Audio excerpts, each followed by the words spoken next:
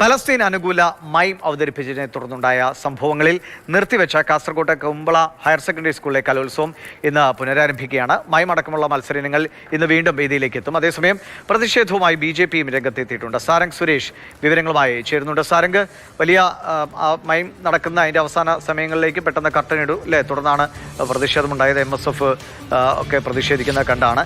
ഇപ്പോൾ എങ്ങനെയാണ് അതേ മത്സരങ്ങൾ വീണ്ടും നടത്തുക, അതേ ഇനങ്ങൾ വീണ്ടും വേദിയിലേക്ക് എത്തുക എന്നതാണോ? അതിനെ അനുകൂലിച്ചും പ്രതികൂലിച്ചും അവിടെ ആളുകളുണ്ടോ?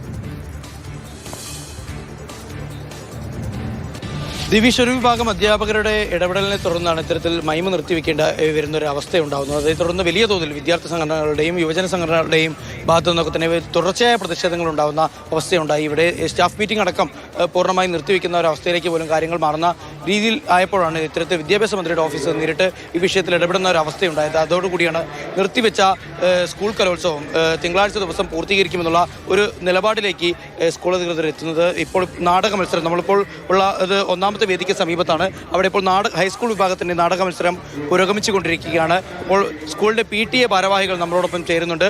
കഴിഞ്ഞ ദിവസം വലിയ പ്രശ്നങ്ങൾ ഉണ്ടായതാണ്. ഇങ്ങനെയാണ് ഇന്ന് കലോത്സവം നടത്തുമ്പോൾ എന്തൊക്കെ തയ്യാറെടുപ്പുകളാണ്? കഴിഞ്ഞ വെള്ളിയാഴ്ചയും ശനിയാഴ്ചയുമാണ് സ്കൂൾ കലോത്സവം തീരുമാനിച്ചത്.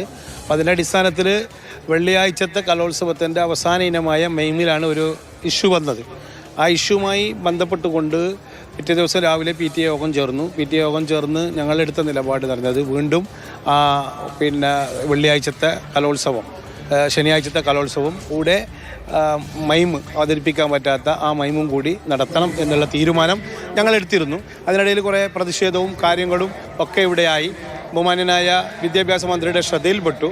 വിദ്യാഭ്യാസ മന്ത്രി ഉടൻ തന്നെ ഇടപെട്ടുകൊണ്ട് മാറ്റിവെച്ചിട്ടുള്ള കലോത്സവം നടത്തുവാനും അന്ന് ക്യാൻസൽ ചെയ്ത ആ മെയിം അടക്കം ഇന്ന് തിങ്കളാഴ്ചത്തെ ഈ പരിപാടിയിൽ അവതരിപ്പിക്കാനുമുള്ള നിർദ്ദേശം മേൽഘടകത്തിൽ ലഭിക്കുകയും ചെയ്തു. DD ഓഫീസിനടക്കം ലഭിക്കുകയും ചെയ്തു.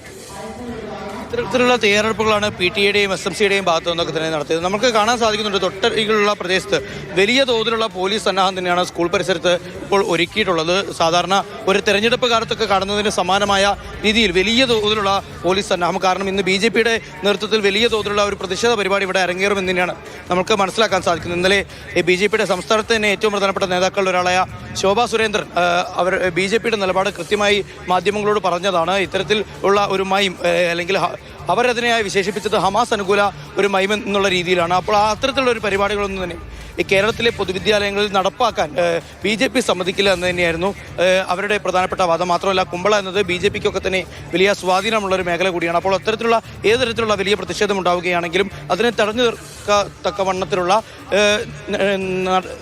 ഒരു നടപടി പോലീസിൻ്റെ ഭാഗത്തു നിന്നുണ്ടാവുമെന്ന് തന്നെയാണ് നമുക്ക് മനസ്സിലാക്കാൻ സാധിക്കുന്നത്. ഉച്ചയ്ക്ക് 12 മണിയോടുകൂടിയാവും ഈ വിവാദമായ മൈം വീണ്ടും എത്തുന്ന സമയം.